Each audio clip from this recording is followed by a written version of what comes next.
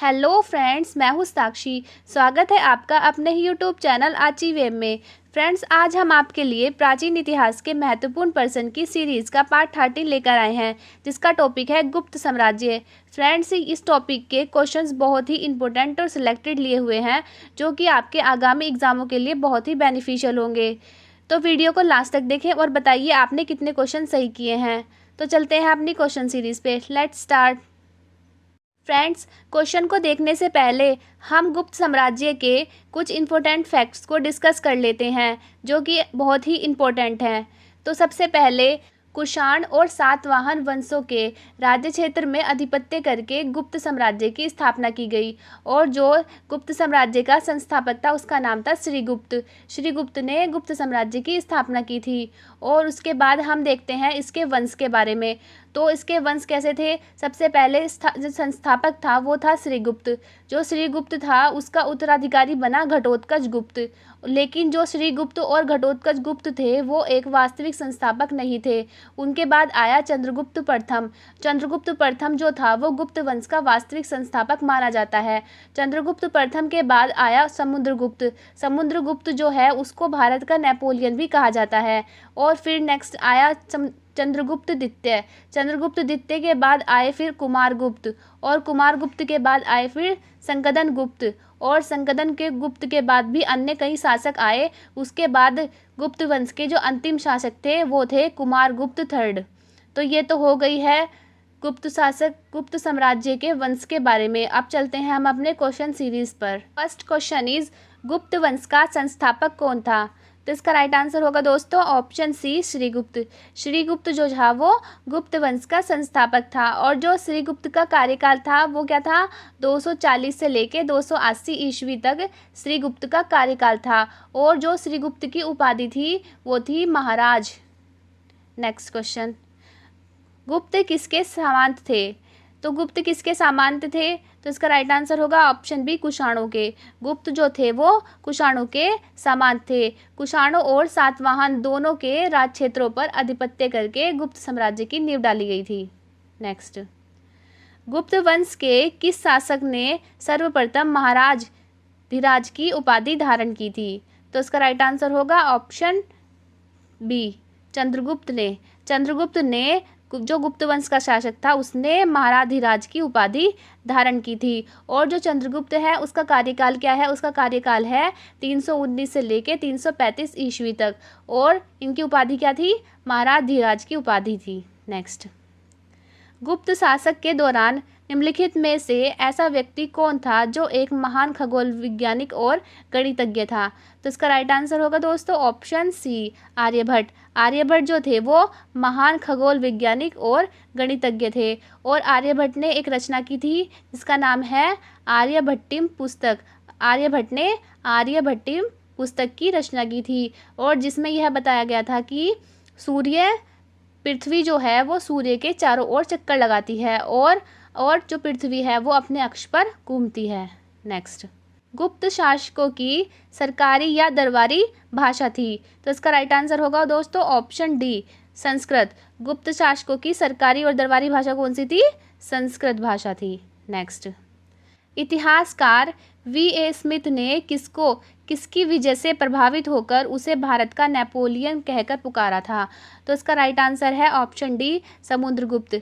समुद्रगुप्त को V.A. Smith ने भारत का नेपोलियन कहकर पुकारा था। और जो समुद्रगुप्त है उसका कार्यकाल 335 से लेके 380 ईस्वी तक था। और जो समुद्रगुप्त है वो चंद्रगुप्त प्रथम का उत्तराधिकारी था। और जो हरिसेन द्वारा लिखी हुई इलाहाबाद प्रशस्ति है उसमें भी समुद्रगुप्त को भारत का नेपोलियन कहा गया है। नेक्स्ट क्वेश्चन, गुप्त वंश का वह राजा कौन था जिसने हुनों को भारत पर आक्रमण करने से रोका था? तो इसका राइट आंसर होगा दोस्तों ऑप्शन सी, संकदन गुप्त। संकदन गुप्त ने हुनों को भारत पर आक्रमण करने से रोका था। और जो संकदन गुप्त है उसका जो कार्यकाल है वो क्या है? 455 से लेके 467 ईस्वी तक। नेक्स्ट, गुप्त वंश किस लिए प्रसिद्ध था? तो गुप्त वंश किस लिए प्रसिद्ध था? इसका राइट आंसर है ऑप्शन ए, कला एवं स्थापत्य के लिए। कला एवं स्थापत्य के लिए गुप्त वंश प्रसिद्ध था। नेक्स्ट, अजंता कलाकृतियाँ किससे संबंधित थी? तो इसका राइट आंसर होगा ऑप्शन डी, गुप्त काल से। जो अजंता कलाकृतियाँ थी वो गुप्त काल से संबंधित थी। नेक्स्ट, कुछ विधानों के अनुसार कवि कालिदास किसके राजकवि थे? तो इसका राइट आंसर होगा ऑप्शन सी, चंद्रगुप्त द्वितीय विक्रमादित्य। चंद्रगुप्त द्वितीय को ने विक्रमादित्य की उपाधि ली हुई थी, तो इसलिए इनको चंद्रगुप्त द्वितीय विक्रमादित्य भी कहा जाता है। और इनके राजकवि कौन थे? कालिदास इनके राजकवि थे। और जो कालिदास है उनको भारत का शेक्सपियर भी कहा जाता है, और जिन्होंने अभिज्ञान शकुंतलम की रचना की थी, जिसमें उन्होंने दुष्यंत और शकुंतला के प्रेम की कहानी का वर्णन किया था। नेक्स्ट क्वेश्चन, अजंता चित्रकारी का विषय वस्तु निम्नलिखित में से किससे संबंधित है? तो इसका राइट आंसर होगा ऑप्शन बी, बौद्ध धर्म से। अजंता की चित्रकारी का संबंध बौद्ध धर्म से है। नेक्स्ट, उत्तर गुप्त युग में जो विश्वविद्यालय प्रसिद्ध हुआ था वह कौन सा है? तो इसका राइट आंसर होगा ऑप्शन सी, नालंदा। नालंदा जो है वो उत्तर गुप्त युग में विश्वविद्यालय प्रसिद्ध हुआ था। नेक्स्ट, एरन अभिलेख का संबंध किस शासक से है? तो इसका राइट आंसर होगा दोस्तों ऑप्शन डी, भानुगुप्त। तो एरन अभिलेख का संबंध किससे है दोस्तों? भानुगुप्त से है। जो भानुगुप्त था वो गुप्त साम्राज्य से ही संबंधित था।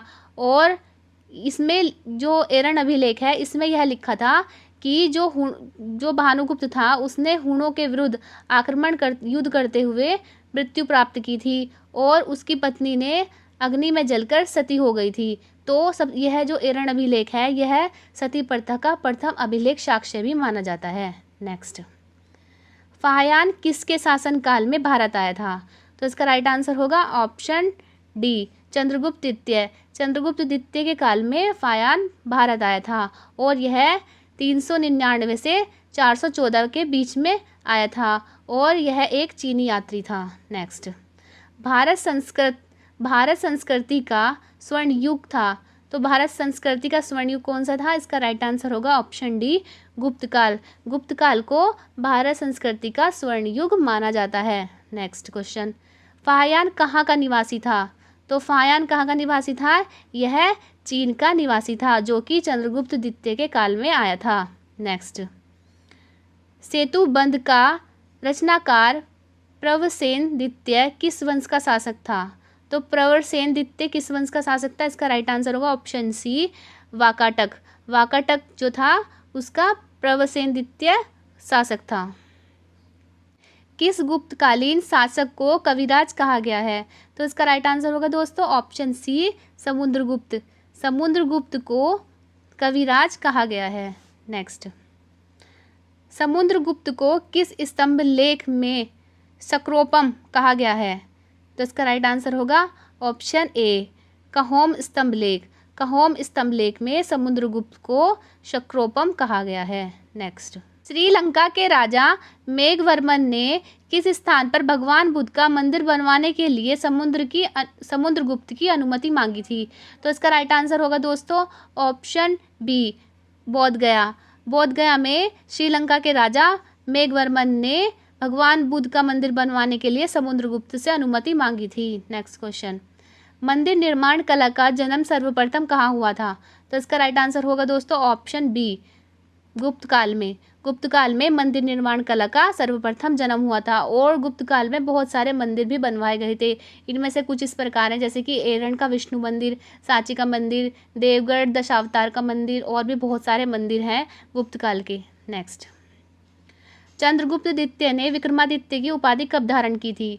तो इसका राइट आंसर है ऑप्शन ए, शकों का उन्मूलन करने के बाद। शकों को हराने के बाद चंद्रगुप्त द्वितीय ने विक्रमादित्य की उपाधि को धारण किया था। नेक्स्ट क्वेश्चन, गुप्त काल के सर्वाधिक लोकप्रिय देवता कौन थे? तो इसका राइट आंसर होगा ऑप्शन बी, विष्णु। विष्णु को गुप्त काल के सर्वाधिक लोकप्रिय देवता माना जाता है। नेक्स्ट क्वेश्चन, चंद्रगुप्त द्वितीय ने अपने किस विजय की खुशी में चांदी के विशेष सिक्के जारी किए थे? तो इसका राइट आंसर होगा ऑप्शन सी, शकों को पराजित करने के बाद चंद्रगुप्त द्वितीय ने विजय की खुशी में चांदी के सिक्कों को जारी किया था। नेक्स्ट क्वेश्चन, महरौली दिल्ली स्थित लौह स्तंभ का निर्माण किस सदी में हुआ था? तो इसका राइट आंसर होगा ऑप्शन ए, चतुर्थ सदी में। चतुर्थ सदी में महरौली दिल्ली में स्थित लौह स्तंभ का निर्माण किया गया था। नेक्स्ट क्वेश्चन, धन्वंतरी थे। तो धन्वंतरी कौन थे? धन्वंतरी इसका राइट आंसर होगा ऑप्शन बी, चंद्रगुप्त विक्रमादित्य के राजदरबार के नवरत्नों में से एक थे, जो कि एक प्रसिद्ध चिकित्सक थे। तो धन्वंतरी याद रखना दोस्तों कौन थे, और यह गुप्त काल में थे, ये भी याद रखना। ऐसे भी बन जाता है कि कौन से वंश से रिलेटेड थे, तो गुप्त वंश से रिलेटेड थे। और ये किसके काल में थे? यह चंद्रगुप्त विक्रमादित्य के काल में थे। और यह किस लिए प्रसिद्ध थे? ये एक प्रसिद्ध चिकित्सक के रूप में प्रसिद्ध थे।